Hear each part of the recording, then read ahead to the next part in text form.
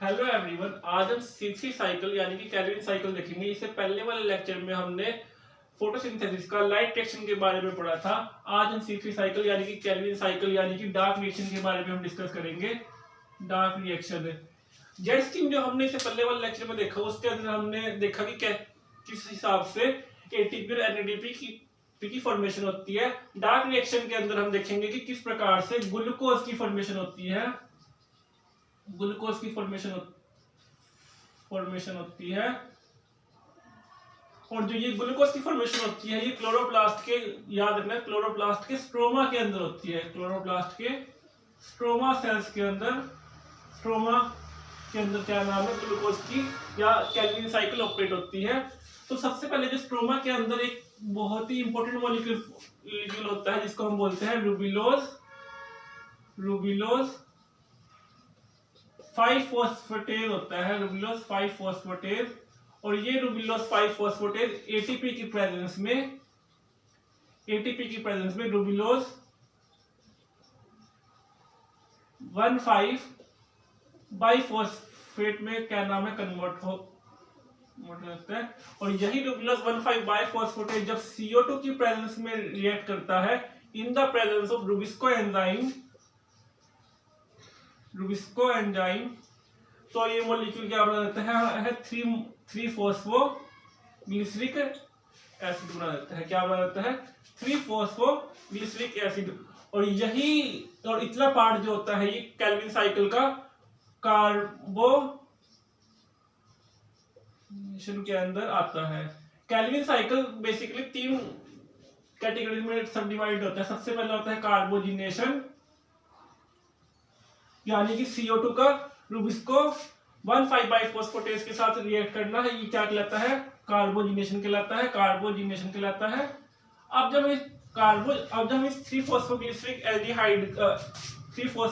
Acid का जब हम रिडक्शन कर देंगे in the presence of NADPH2, ये मॉलिक्यूल भी कहाँ बना था पता है हमें, जेड स्ट्रीम के अंदर बना था।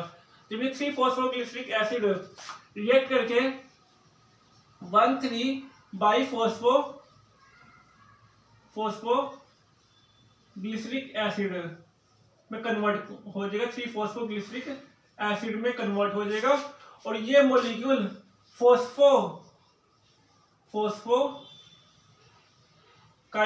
फोस्फोकाइनेज एंजाइम की प्रेजेंस में 3-फॉस्फोग्लिसरिक एल्डिहाइड बना देगा।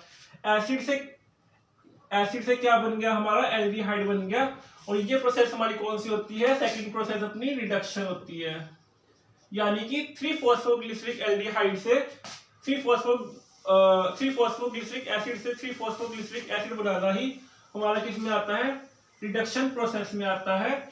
अब इसके बाद क्या होता है,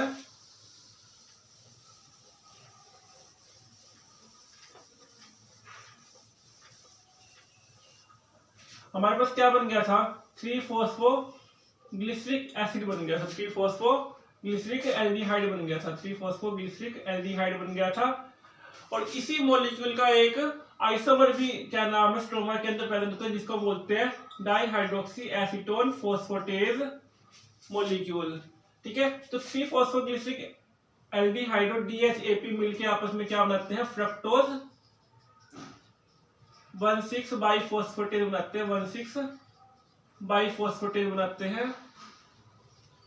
और फ्रक्टोज 1,6-बाइफॉस्फेटेज फॉस्फोराइलेज एंजाइम के प्रेजेंस में फ्रक्टोज 1,6-बाइफॉस्फेट से फ्रक्टोज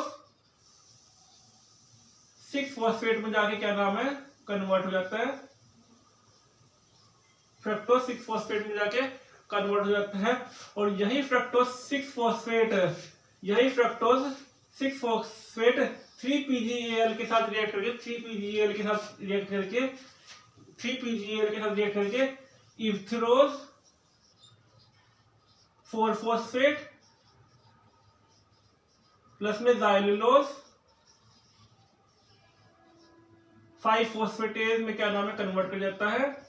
और जो ये इथेरोज 5-फॉस्फेट है ये DHAP मॉलिक्यूल के साथ रिएक्ट करके क्या बनाता है, सिडिलो 17 बाइफॉस्फेट बनाता है, सिडिलो 17 बाइफॉस्फेट बनाता है। और फर्दर सैडिलोहेप्टेलोज 17 बाइफॉस्फेटेज फॉस्फोराइलेज की प्रेजेंस में सीडोहेप्टेलोज 7 फॉस्फेटेज बनाता है। और ये सीडोहेप्टेलोज 7 फॉस्फेटेज बाद में जाके रिबुलोज 5 फॉस्फेट बनाता है, यानी कि और ये रिएक्शन बाद में जाके दोबारा जाके केल्विन साइकिल को रोटेट करती है। और रिबुलोज 5 फॉस्फेटेज का बनना ही रीजनरेशन प्रोसेस जो कि केल्विन साइकिल का थर्ड प्रोसेस होता है, रीजनरेशन प्रोसेस को करता है। तो आज के लेक्चर में हमने C3 साइकिल को देखा, नेक्स्ट लेक्चर में हम C4 साइकिल को हम देखेंगे।